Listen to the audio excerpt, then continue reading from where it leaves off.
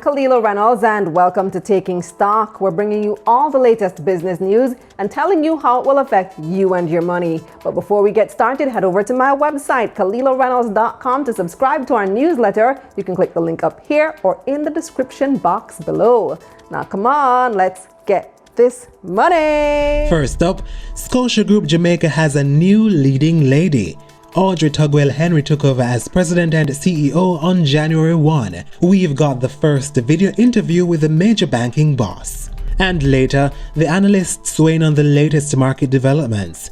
FESCO's IPO prospectus was out, and then it wasn't. We'll tell you why. Good breeze is blowing Wigton's way. They've turned things around with $136 million in profits. Fontana is also looking good in the earnings numbers.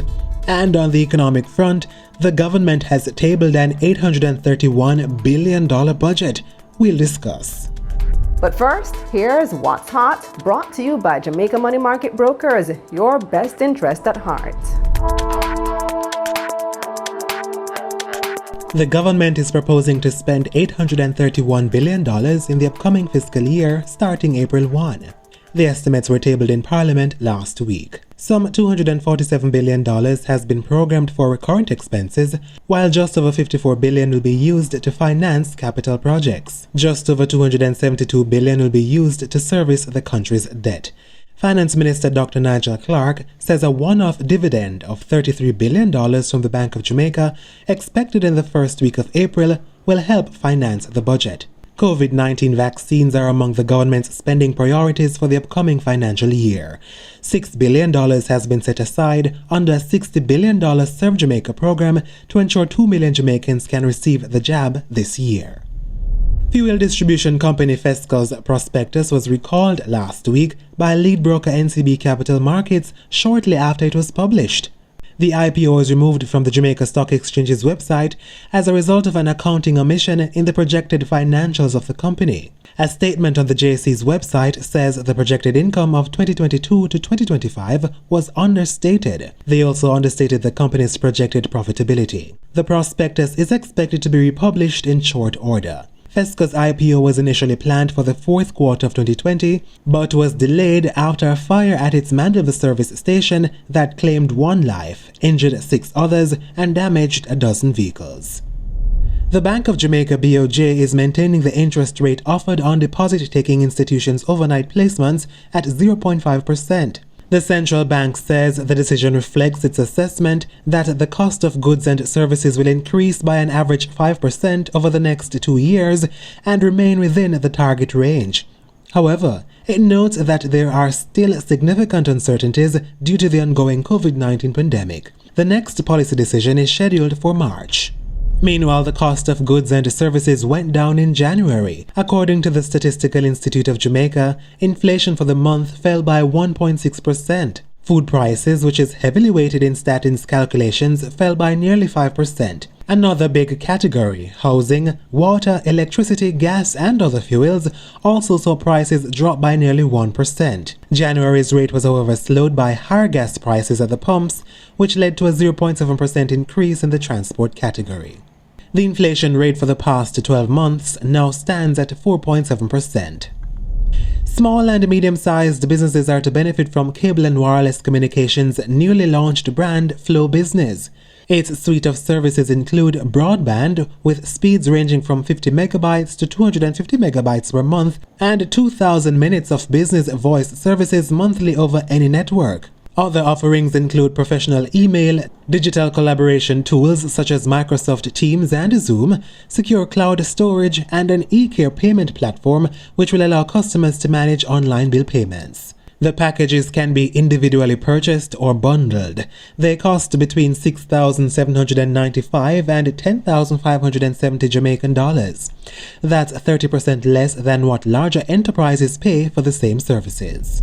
Caribbean Airlines says the fallout from air travel due to the pandemic has led the company to record an operating loss of just over $109 million for the financial year ending December 2020.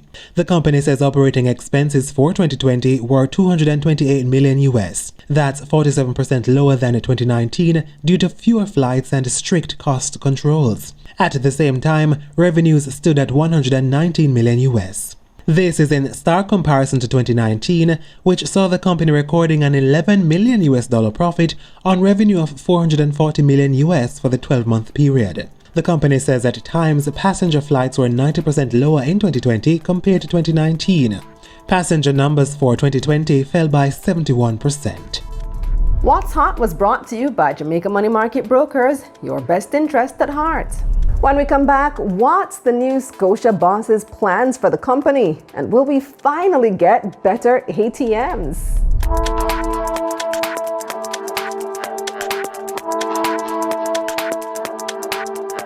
This segment of Taking Stock is brought to you by Bulwark Insurance Agency, insurance made easy, and Massey United Insurance. How good is your insurance? Welcome back to Taking Stock. Scotia Group Jamaica, especially the banking arm, Scotiabank, has been undergoing several changes in the past year. They've closed several locations and sent home staff so they could focus more on becoming a digital business in light of the COVID-19 pandemic. Well, another major change is a new president and CEO. How is the new sheriff handling the role and the changes, and what are her plans? Joining us now, we have President and CEO of Scotia Group Jamaica, Audrey Tugwell Henry. Hi, Audrey. How are you? It's great to have you on. Thank you, Kalila. I am doing well. Happy to be here. Congratulations on your promotion. Thank you. Thank you. It's pretty exciting. It is. You're now the second female head of Scotia Jamaica. Yes, in a history of 131 years. Yes, I am. I love to see it. I absolutely love to see it. Tell me a little bit about yourself. You've been in banking for 33 years already in your bio. Yes. Just entered my 34th. So as my bio said, I've been in banking for a long time, more than 3 decades. I started in an entry-level job at Mutual Security Bank in 1987 as a teller, and that just opened the door for banking for me. So I've been working in the industry ever since in various roles, and spent 17 of those years operating at the executive level. So it has been pretty intense and quite a good journey for me. Is this what you always wanted to do? The truth is no. Before I worked in the bank, I didn't even have a bank account. It was funny though, because my father actually had his bank account at that bank, but I was 21. So I didn't have an account. I just finished Teachers College. I was working as a teacher for a little under 2 years. And then someone told me that this opportunity may be at the bank. And, when you're young, you think you can do anything. So I went and they interviewed me the same day, and they accepted me for the job, but I needed a week to exit my teaching job. So when I joined the bank, I actually opened my account there. It was not planned.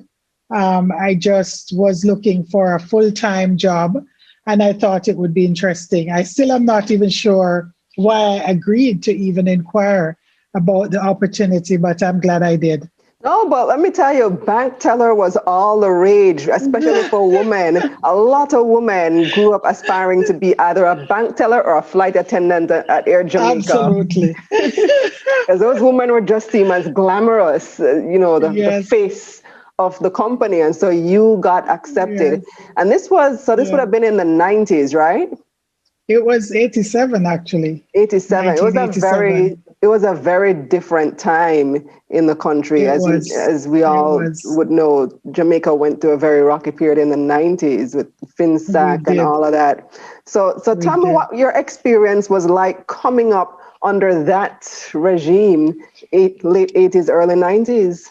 Right. So it was pretty interesting. As you said, the job of a bank teller was quite prestigious. My parents were thrilled that I got the job. I didn't understand the magnitude of it at that time, but I knew it was exciting. And so it involved a lot of training. You'd go through rigorous training, lots of procedures, and lot of focus on the customers. And at that time, we didn't have digital banking offerings. ATMs were just coming out in, trying to convince the customers to use the ATMs. And I was actually thinking, oh darn, why did I get this job when ATMs are coming in? They won't need tellers.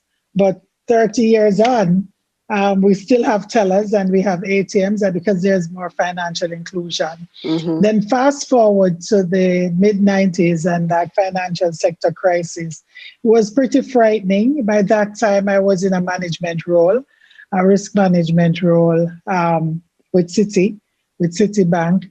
And I was responsible for their credit risk for their credit card portfolio. And so, you would see a lot. It was quite a, I would say, intense and difficult time for a number of persons. And it, required, history would show, a lot of restructuring of the industry, updating of the Banking Act to prevent another crisis. And I would say, fortunately for us, we have not really had a major crisis of that magnitude since, because even the 2008 financial crisis didn't impact the local financial sector as badly as it did in some other countries. What about COVID in the past year? COVID, oh my gosh, to say unprecedented is is an underrated term. COVID has truly been significant in a number of sense, in a number of ways, I would say. Firstly, significant in terms of the health crisis and the impact that has had on the way we operate as a society. Think about having a bank and having someone walking into the bank with a mask. Before, that would have been seen as a security risk, but now that is the norm for us. When we think about the impact on customers and their financial situations, that has been tremendous. And when we think of the impact on the economy, it has been truly a significant impact. But what I would say is COVID so far, we have fared well. Certainly Scotiabank has fared well, and I would say the industry has fared well. And that is primarily because we went into COVID very strong. We were at a point where I would say all the banks were doing very well. Competition was fierce, yes, but we were doing very well. A number of banks posting double-digit growth in their different portfolios, whether it be their deposit or loan books. Capital markets was just being developed and getting to a level where it was becoming a key part of the industry.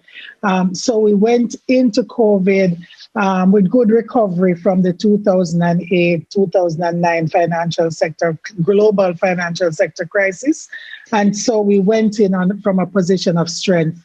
Certainly at Scotiabank, we went in, well capitalized, high levels of liquidity, very resilient portfolios, well managed, well structured portfolios.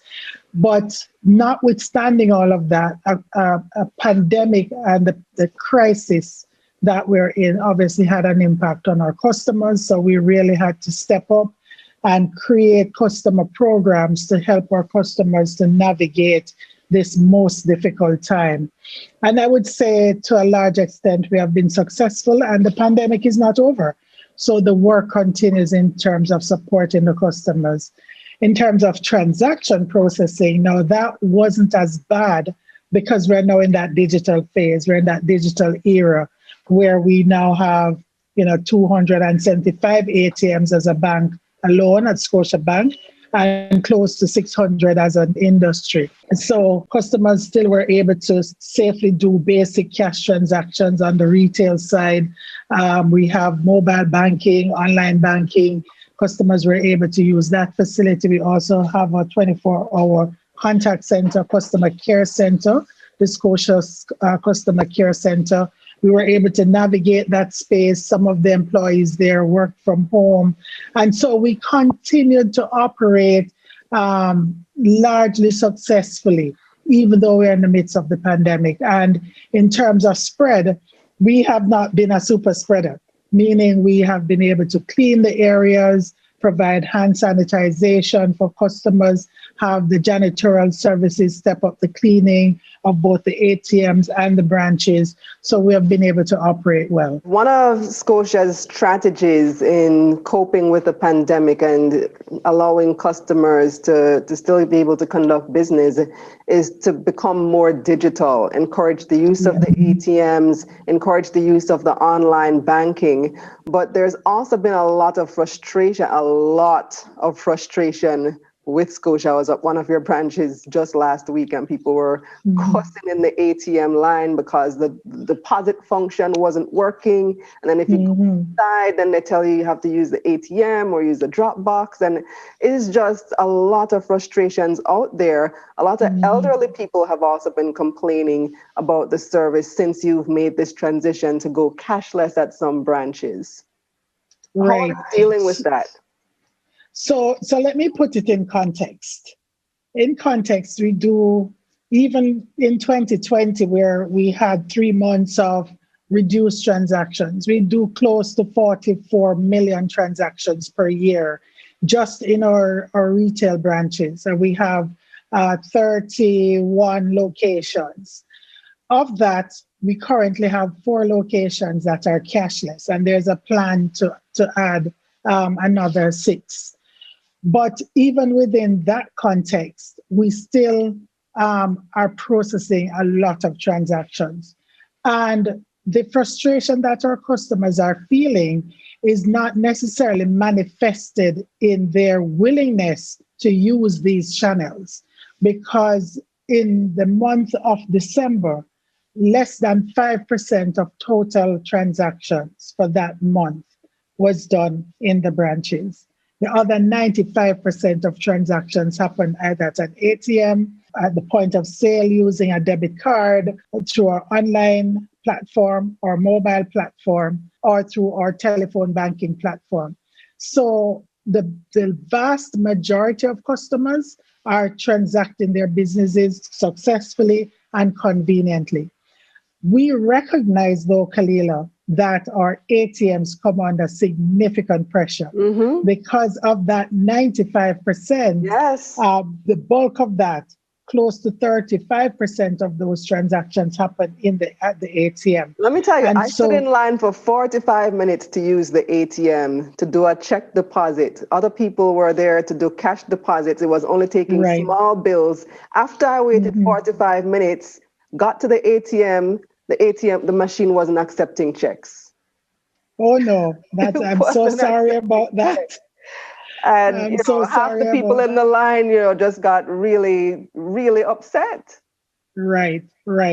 But let me again contextualize that. So apologies for that. But the ATM is a machine, so from time to time things will happen. But right now we're running an average of about 96% availability of that network. And that's a lift from the 91, 92% that we were experiencing earlier in 2020. So we continue to work aggressively with our partners. And the thing with the ATM network is it's a partnership with other vendors. So we rely on vendors to provide support to help us to keep the network up and running. And that includes support for cash replenishment, as well as support to allow us to fix an ATM in the event that there's an issue. The other challenge that we have with our ATM network is the heavy customer interface.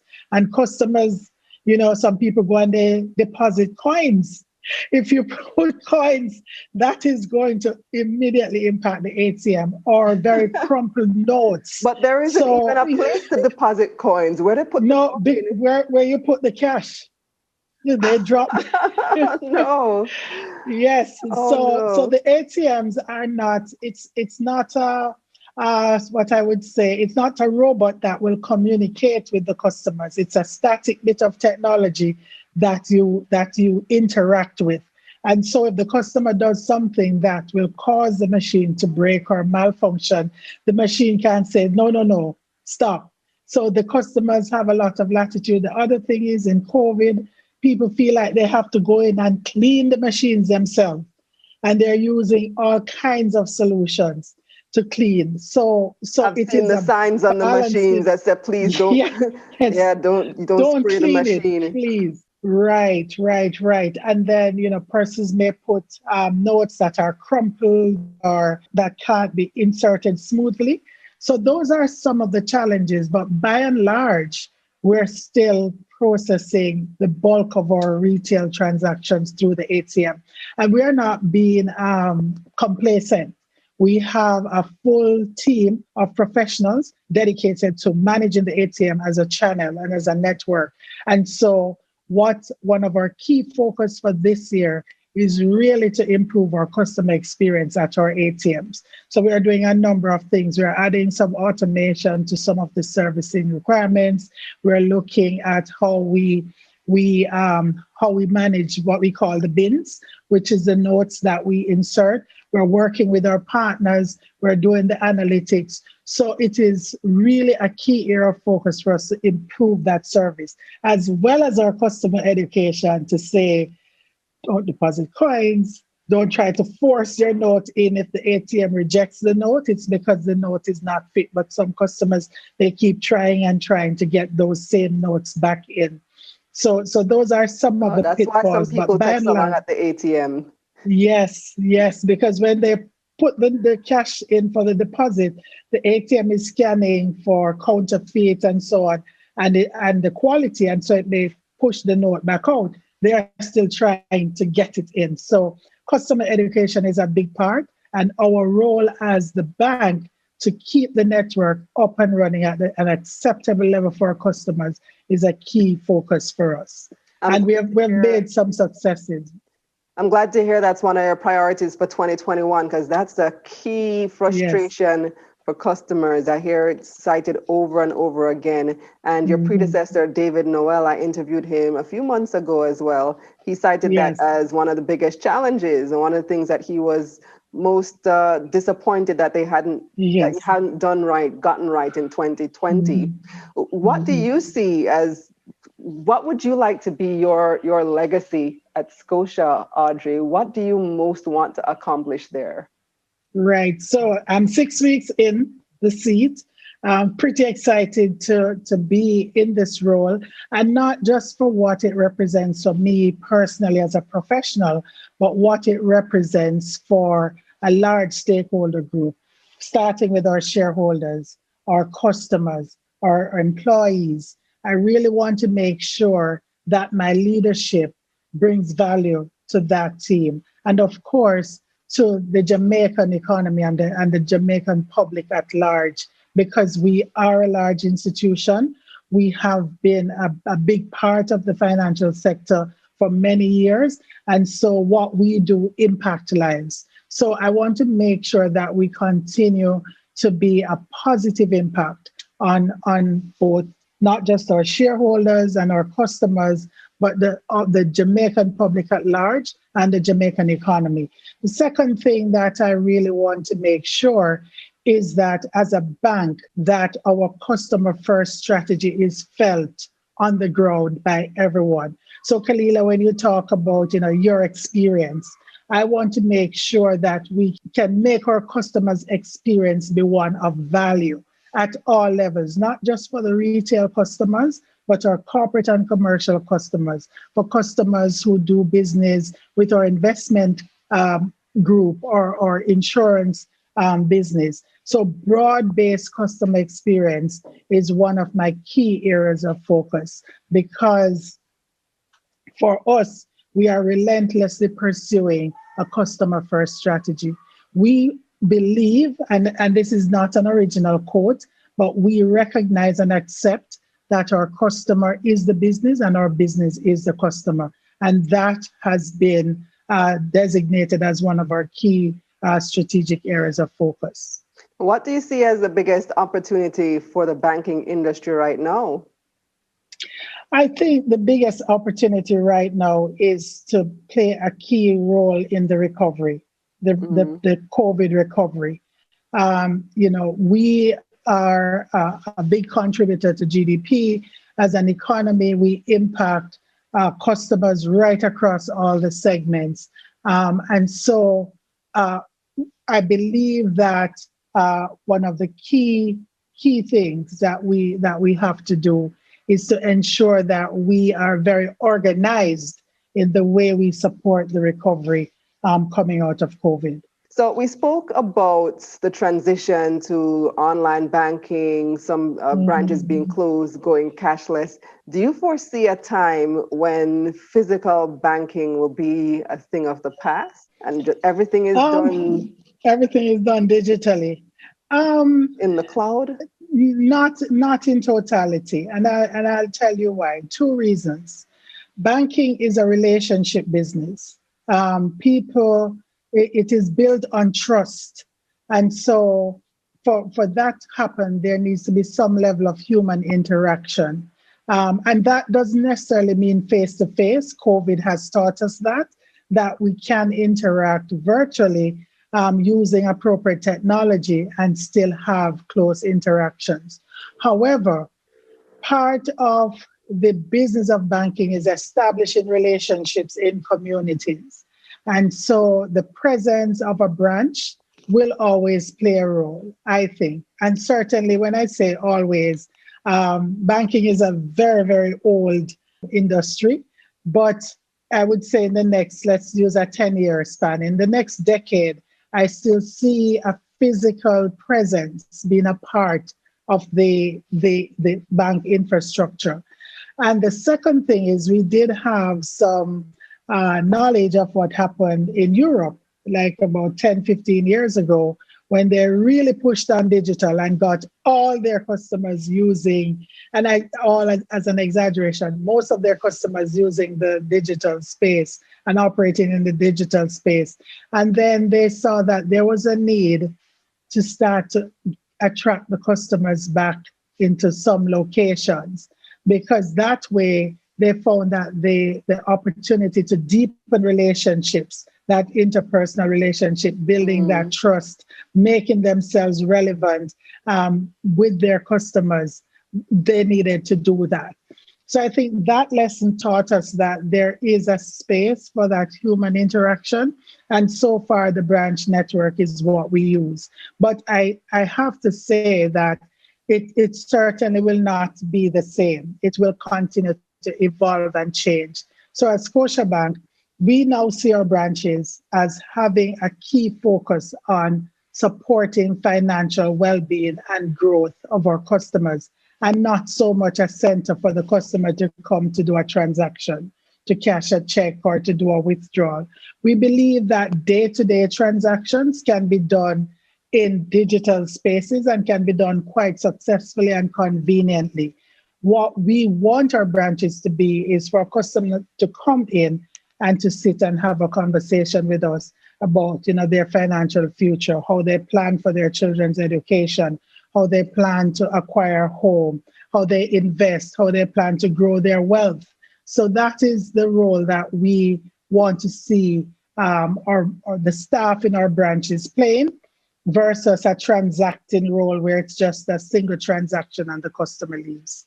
We spoke about the frustrations with the ATMs. Another pain point for Scotia customers that I've heard people complain about a lot is your fees. People say Scotia charge for everything. Every little thing you want to do, Scotia will charge you for. How are you addressing that issue for customers? Okay, so what we have done is for the retail customers, because when we talk about customers, we have different segments of customers. So let's talk about our retail customers first.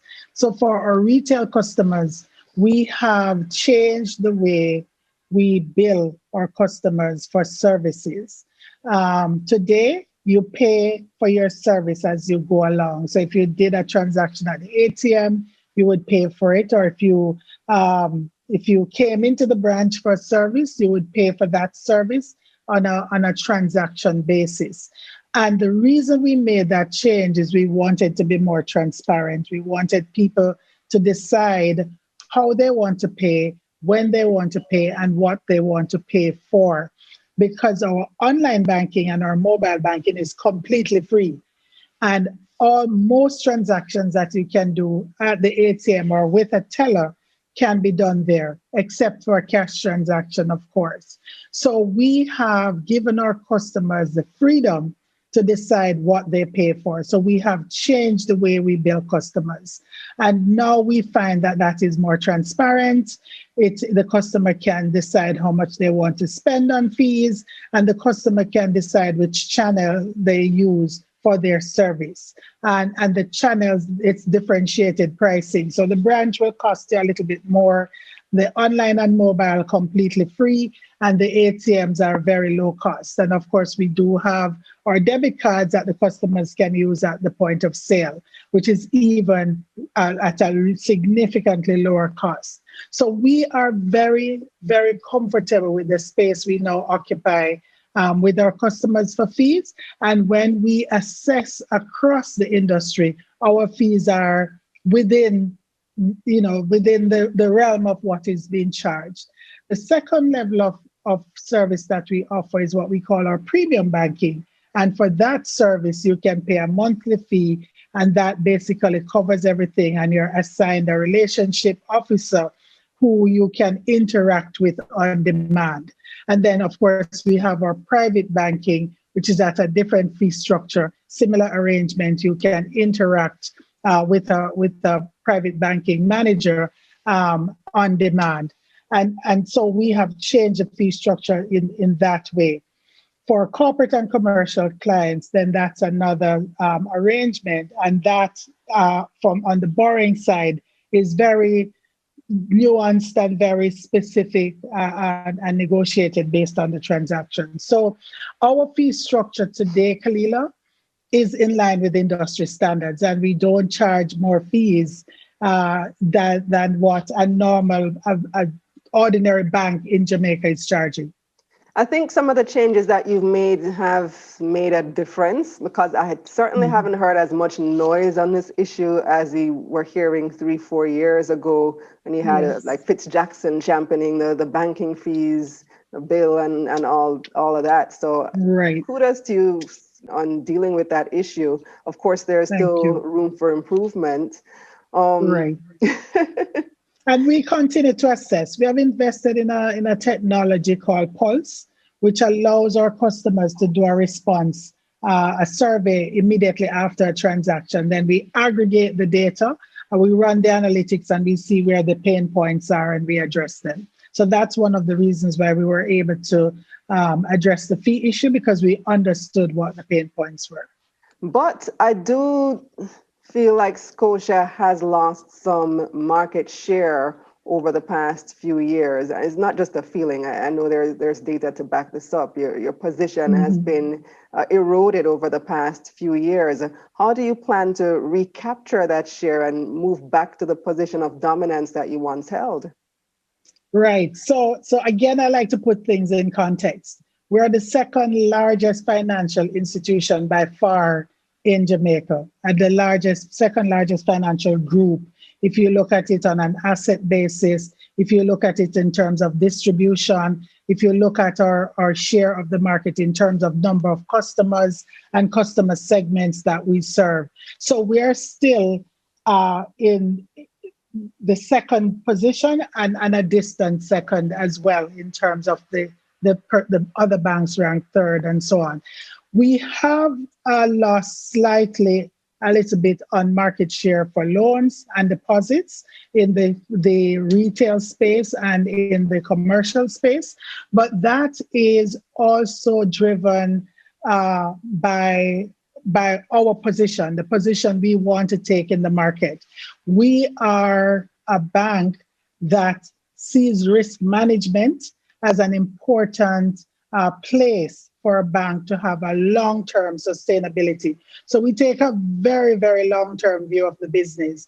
And that position is what has kept us in Jamaica as Scotiabank in the same name for 131 years, because we take a very long-term view of the market. So if over the last 4 or 5 years, we slipped in market share a little bit, which we have in the last 2 to 3 years closed the gap, we are not overly concerned because we take a long-term view.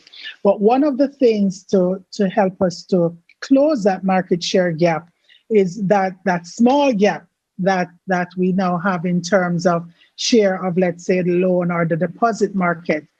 We intend to pursue our customer first strategy and make sure that we are meeting the needs of the customers. And we believe that when we understand what our customers want, when we are responsive, when we create the appropriate products and services for our customers, then we will be the bank of choice. And so that is a strategy that we're pursuing. But that focus on risk management and that very conservative reputation that Scotia has, I find has also made you all slow to adapt to technology and new opportunities. I'll give you a perfect example, Scotia Investments. We can't access our stuff online. It's difficult to interact with Scotia Investments. What are you doing about that? Agreed. And we are, I would say, pretty far ahead in terms of a leadership position on digital in the retail customer space, and even to some extent in the commercial, corporate and commercial banking space. We are now focusing our attention on investments and bringing appropriate digital solution. We have created a roadmap around that, and that is the next level of digital work for us. We recognize that we are not there yet with the market, but in terms of the mobile banking solutions for retail customers and for corporate banking customers, we are pretty much for retail ahead, I would say, comfortably in terms of our mobile app. Our mobile app that we're using in Jamaica is the same app that is used in Canada, and that has been recognized in that market as an app that is on the cutting edge. So we are doing the work that we need to do to close the gap in that investment banking space. And we have a roadmap to work to get there. Yeah, the app is great. Investments arm needs to catch up though. So I look forward to those improvements, hopefully sooner rather than later. Yes. Thank you, Audrey. All the best. Thank you so much, Kalila. Really appreciate it. Congrats on your program. Happy New Year, all in one, and have a great weekend. You too. Up next, we've got your market recap, and the analysts are standing by. This segment of Taking Stock was brought to you by Bulwark Insurance Agency, Insurance Made Easy, and Massey United Insurance. How good is your insurance? Time now for your market recap, brought to you by Sagicor Investments. Think wealth, think Sagicor Investments.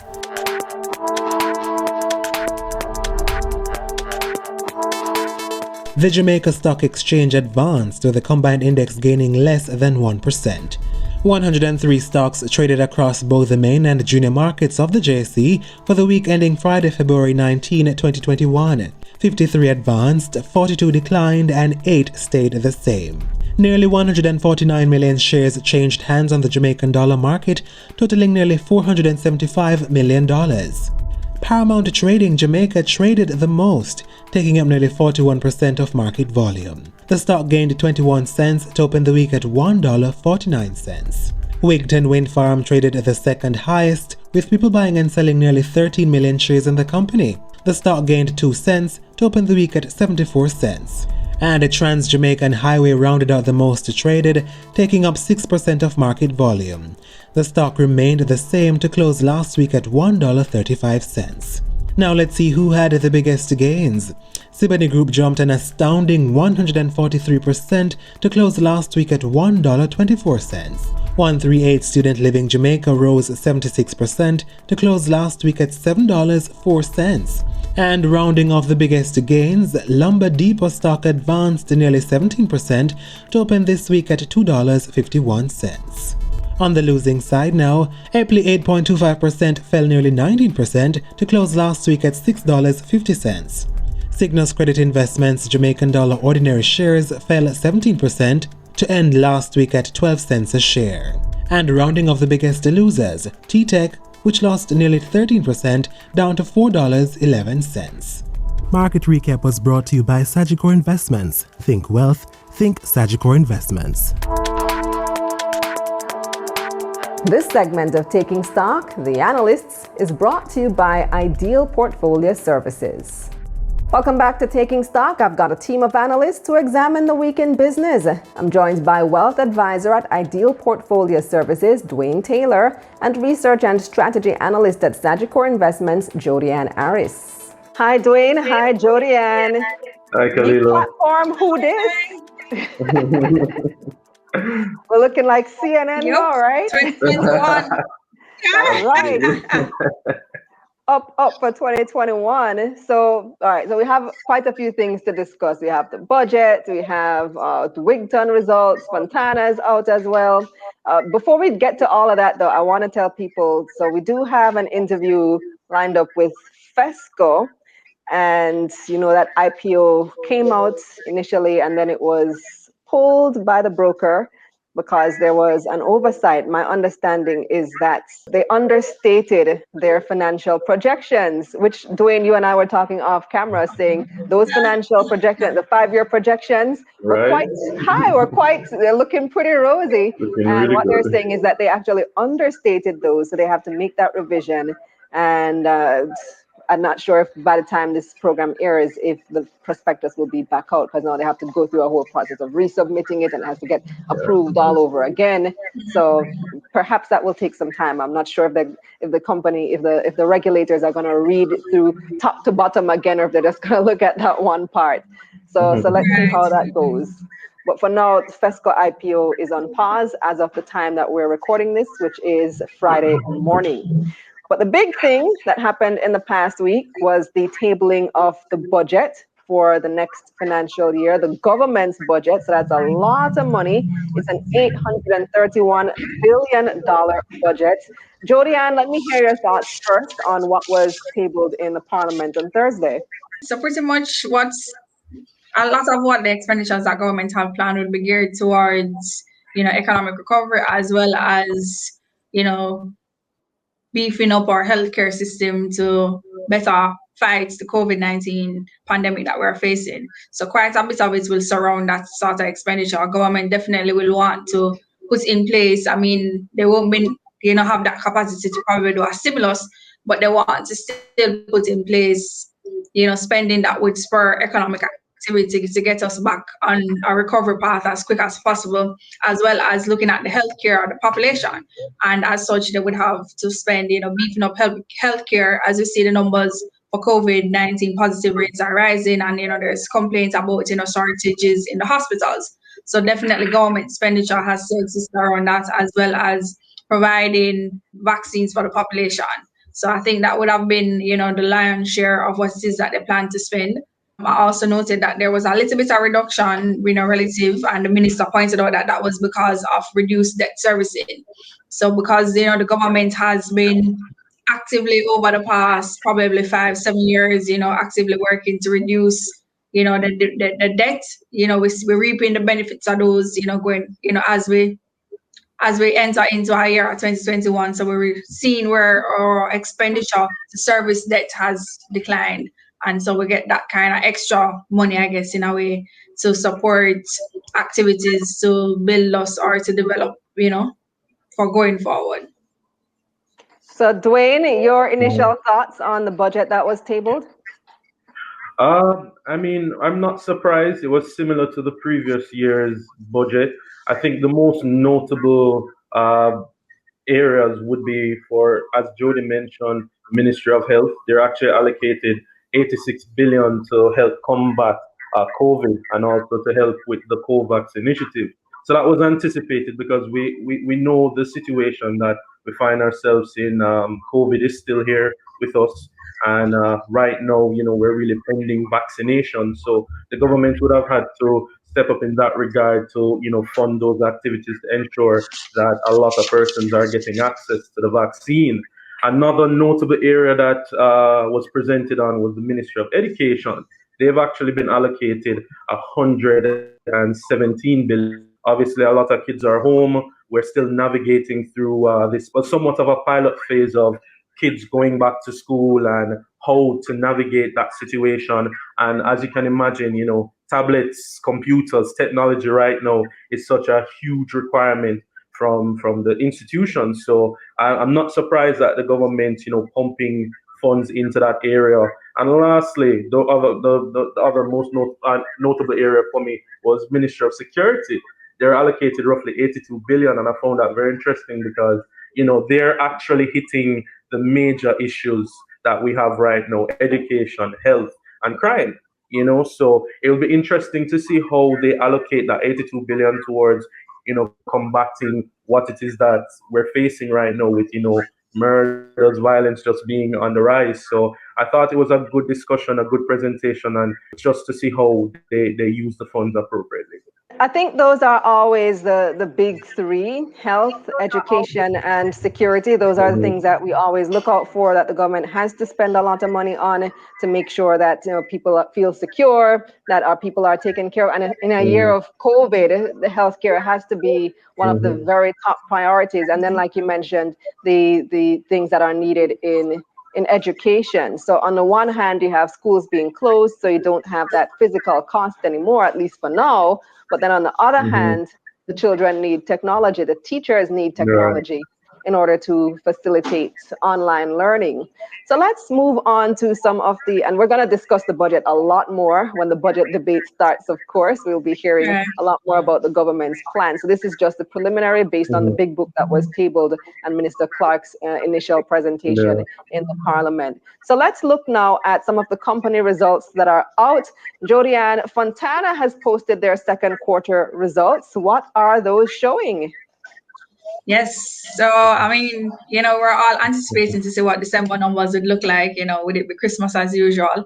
And we saw where Fontana recorded, increase in revenues. I think that was up about 10%, as well as gross profits and net profits are also up. One of the things I want to note is that, there was, a reduction in operational expenses. And this is something that we're seeing globally, in relation to the pandemic, where we're noting that quite a bit of companies are seeing a slight reduction in operating expenses.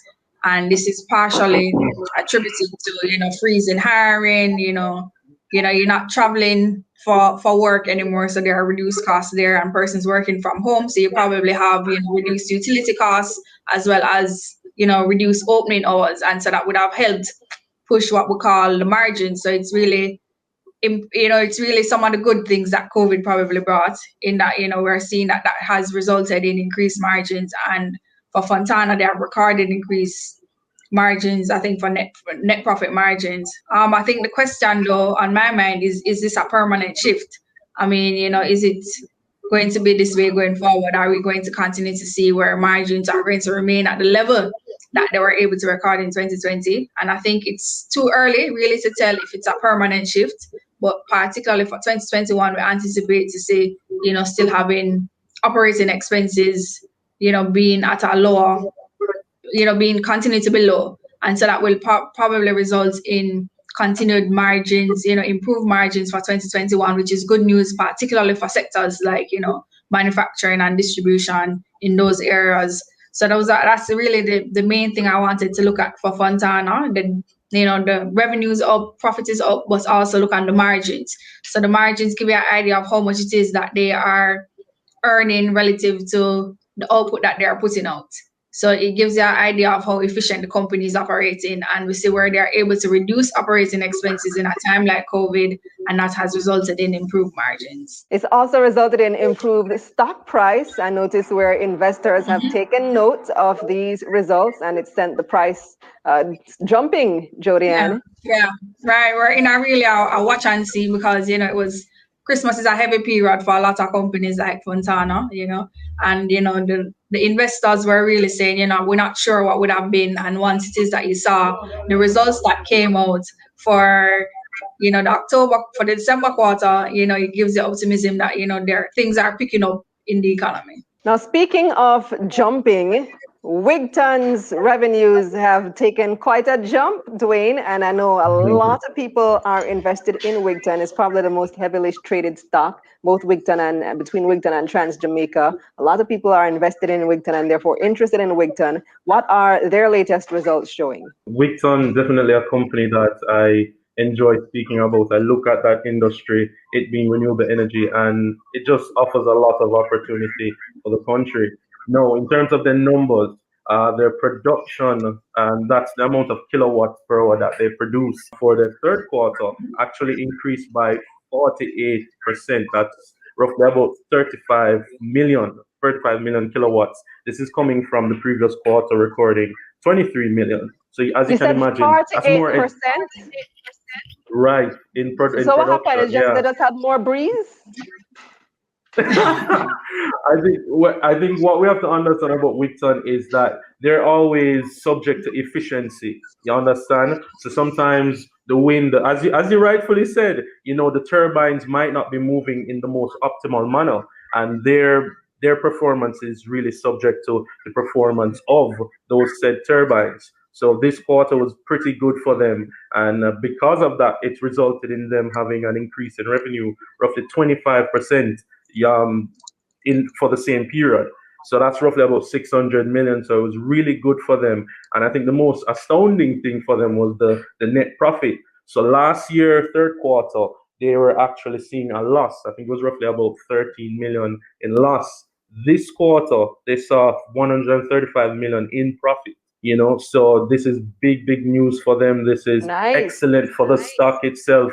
And we're already seeing it reflect in the stock price. I believe the stock price went up to about 74 cents, 75 as of yesterday. So, a lot of positive news, and, we're optimistic about it because, as I said, it's really down to efficiency. I know that they are expecting to, revenue might be cut a bit in the future for one of the turbines. I think they're doing some work there. But overall, the outlook for Wigton is very positive, and these financials, obviously we're waiting on the audit, but these financials look very good, and yeah, we're very optimistic for how it will play out into 2021. So one last thing before we go, and this is on the economy, Jody-Ann. You would notice that the consumer price index is out. That's the inflation report for January. And prices actually fell. Consumer prices, led by food prices, those are actually down. Does that surprise you? No, I think one of the typical things with agriculture is that it's experienced weather-related events. So if you recall, in October, November, we had some rains, and that would have helped or would have slowed production for agricultural products. And as such, you found that in December, you had probably quite a bit, the supply was low. And because of that low supply, you realize that prices for agricultural produce actually went up. If it is your person that probably visits the market, you'd have heard persons talk about, tomato price being high. And that's what happened in December. But because these are what we call cash crops, they take a 6-week period to be back up again for production. Post the rains, we're able to have production for agricultural produce up again. And so in January, supply increased. And as such, you realize that relative to December, prices would be down just on the basis that there's just greater supply in the market in January. So that is really the impact that it would have had on prices overall.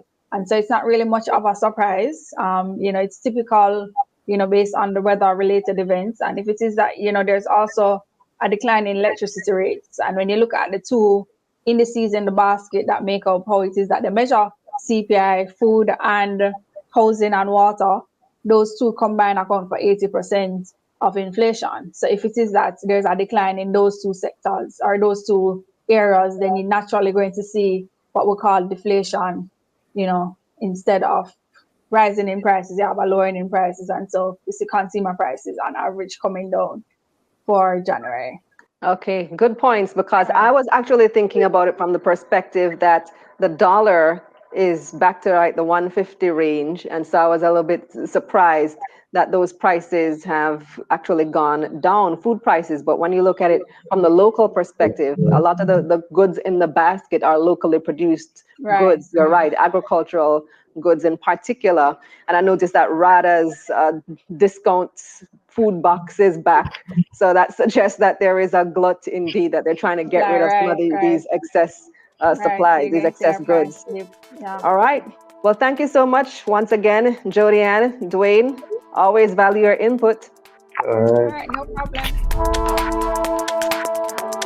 This segment of Taking Stock, The Analysts, was brought to you by Ideal Portfolio Services.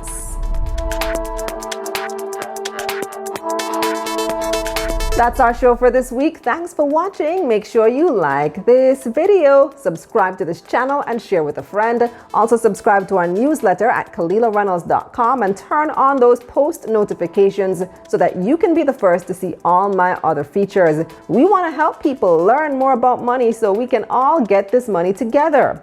This week on Money Mondays JA, we're talking about insider trading. Remember what Martha Stewart went to jail for? Don't let it happen to you. And yes, it is a crime here in Jamaica. On Money Moves JA, we're looking at economic recovery options for small businesses.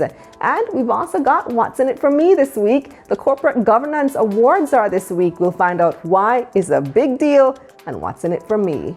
Follow me on Instagram and Twitter at Kalila Ray and follow at Taking Stock JA on Instagram. If you want to connect with the analysts this week, check the description box below for their contact information. Also visit our website, KalilaReynolds.com, for financial information you can use however you like it. Watch, listen, or read. Now tell a friend about taking stock. Investing is the new sexy, so let's make it cool to talk about money. I'm Kalila Reynolds. Let's get this money. Let's get this money.